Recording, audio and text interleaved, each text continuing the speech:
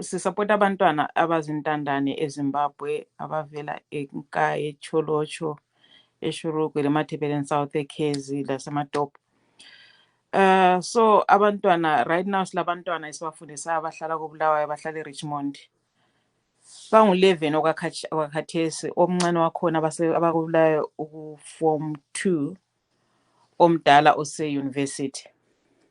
So la bahlala khona silendlu ese-Richmond. La bahlala khona besile borehole, but ibhohole lakhona ayiselamanzi.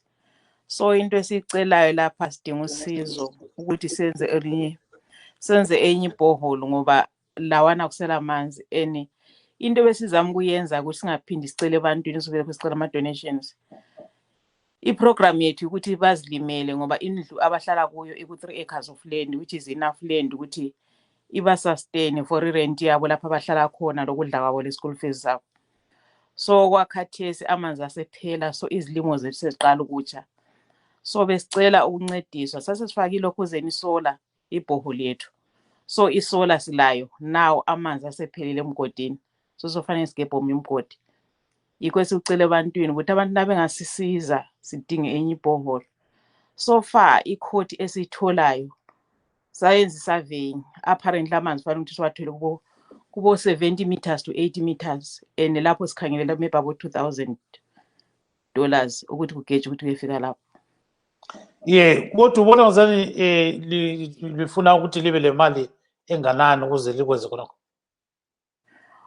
Ukhona umuntu ikhona ilokhuzeni borehole company, borehole company ibithe yona ingasigebhela halfway, so that means 40 meters, no, 30 meters bengasigebhela. So imali esifunayo manje is about 1,500 ukuthi siyefika ku 70 meters at least. So bona babegebhe mahala, then besithi abanye umuntu beqedisa babezogebha mahara to 30 meters, yeah. Then ukuthi sidluleke thina siyefika kulokhuzeni sifune enye imali ukuthi ke kufika kulokhuze at least 70 meters to 80 meters, about $1,500. khuluma labantu lapha ngoba iphambu vele silayo, so esikucelayo ukuthi sigebhe nekhathesi omunye umgodi omutsha. Abantu bangakuthola njani ebantwini?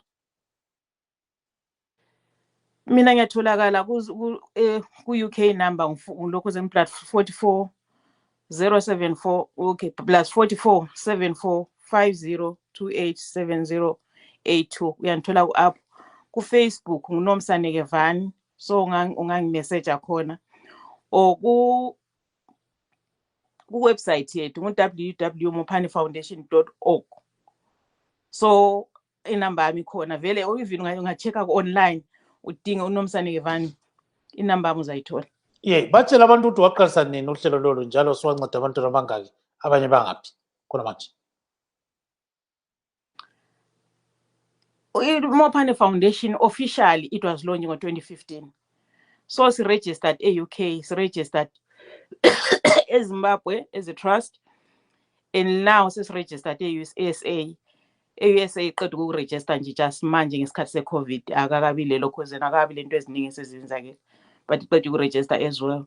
So far silabantwana abangu-37 across the country eZimbabwe. Impilo yethu sibesebenza ngokuthi sicela ama-donations ebantwini.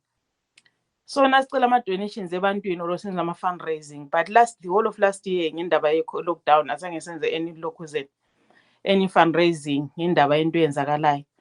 And khonokho ukuthi sesamuva abangu-12, laba esabamuvayo babengu-12 beselokhuzeni, omunye wasishiya unfortunately last year.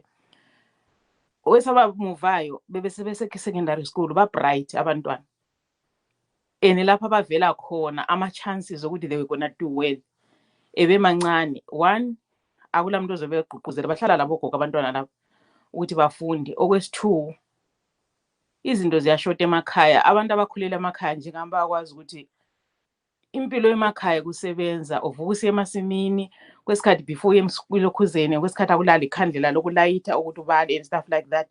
So thina bezama ukuthi sibaphena leyo chance leyo, basesekhona abanye abasele emakhaya, but now sokusisinda ukuthi phakathi kwako konke okwenzakalayo right now emhlabeni wonke yona la indaba ye-COVID yena le, imali asilayo for the whole of last year.